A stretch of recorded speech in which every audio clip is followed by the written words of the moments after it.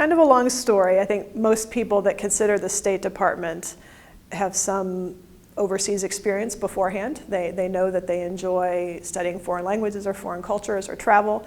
In my case, in high school I studied Spanish and continued foreign languages in college, and I studied Chinese as well as I was a Spanish major and had a lot of credits in Chinese, and I knew that I love foreign languages. I studied abroad in China when I was in college.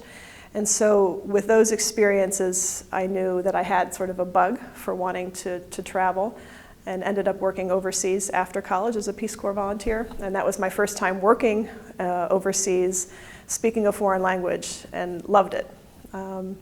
So I think that was the initial thing after the foreign study plus foreign work.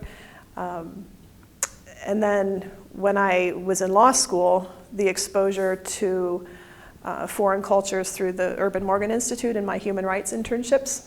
Loved that as well. I did one internship in Geneva with the UN Center for Human Rights and one with the Taiwan Association for Human Rights. Love that as well. So that for me was enough to say I think I want to be overseas working, and ended up practicing law domestically, but then decided I really wanted to be overseas. The bread and butter of a Foreign Service officer's job is political reporting, or in our particular field. So we have to develop contacts. We make contacts in government, in academia, in think tanks, in civil society, and we thematically sort of ask contacts questions that are important for U.S. foreign policymakers who sit in Washington, D.C. So if you're at an embassy, you're making those contacts, you're collecting information, you're analyzing it, and you're writing cables or reports for policymakers in Washington. So that's really bread and butter. Another big piece of what we do is supporting visits. So if we have the Secretary of State coming, or the Vice President, or the President, Secretary of Defense, National Security Advisor, those folks, when they visit, we support all of their meetings and motions and hotels, and so that type of visit support is essential to any mission. We also do public diplomacy, so we go out and we talk to audiences about certain issues, about what diplomats do. We also support the jobs of our ambassador and DCM. So any meeting that the ambassador or DCM might have, that they need a background paper, that they need talking points. If the ambassador is doing a public engagement, if he's speaking, we draft those remarks oftentimes. So our job has a lot of different facets.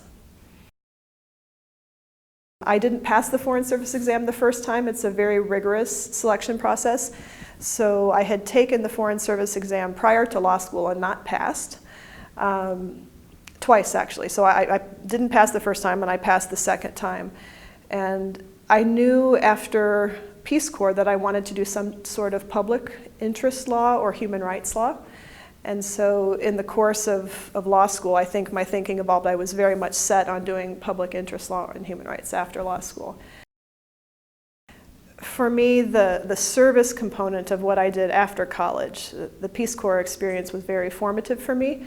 I liked working with underprivileged people, and I saw a lot of issues that made me want to change things and made me think more deeply about how I could be a force for change. So I think that was sort of what made me think I can do this through the law, and particularly through human rights practice. Cincinnati, I think, drew me because it appreciated what I wanted to do. I applied to law school straight out of undergraduate, and Cincinnati was the only school that would give me a deferral because I was trying to decide between working, going to the Peace Corps, and coming straight to law school. And Cincinnati said, if you want to join the Peace Corps, we think that's great. We'll hold your place in our class for 3 years. So they encouraged me, and I think valued the fact that I wanted to do the Peace Corps first. And I'm glad it did, because it really became such a formative part of my desire to live and work overseas. Foreign Service officers do have a steep learning curve when we're in a job for only 2 to 3 years. You come in, you have to learn a lot of new information about a new country, a new language, culture, substantive issues. For example, in my current job, I'm the political military unit chief. And I've never had any exposure to the military before, very little I should say. And I'm working with our ambassador, with U.S. Forces Korea, with the Department of Defense to help manage a 65-year-old military alliance. So I think people who are always fascinated by learning new things, being willing to take a plunge into an area that they might not consider. I never would have seen myself going to Ethiopia, for example. I mean, some of the places that we are posted are really difficult places. And you go and you meet people and you learn, and it's really a lot of fun. The State Department is paying us to learn foreign languages. They just paid me to do 2 full years of intensive Korean study, 10 hours a day for 2 years to get to a proficient level of Korean where I can do my job. So that, if you consider that you're being paid to study, you're being paid to learn, you're being paid to travel. And yes, we have many hardship posts. My family has only served in hardship posts for the last 20 years until this tour. This is our first tour in a developed nation. So it's fascinating. So I would always encourage anyone who loves languages, who loves foreign travel, who loves to learn, enjoys writing and analyzing, because a lot of very difficult, challenging issues are thrown our way, and we have to come up to speed very quickly. The most joyous moments of my career, I think, have to do with being in the field and seeing the results of American government policies and how they work. Because I was so focused on human rights in law school, I sought out some jobs that had a very large human rights component, but oftentimes the political officer's work, by its nature, has human rights built into it. When you were asking me about a poignant moment, I was thinking about South Africa when former President Mandela died in 2013. Over 90 heads of state and 170 governments were represented at the state memorial service and the state funeral for President Mandela. President Obama came and we supported his visit.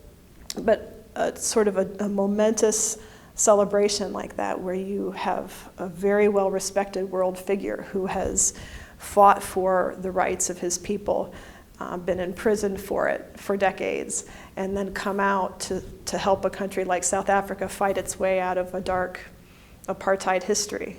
And so all of these people coming together to celebrate this person's life and think about what it means for us as a world society is just really touching and neat, inspirational.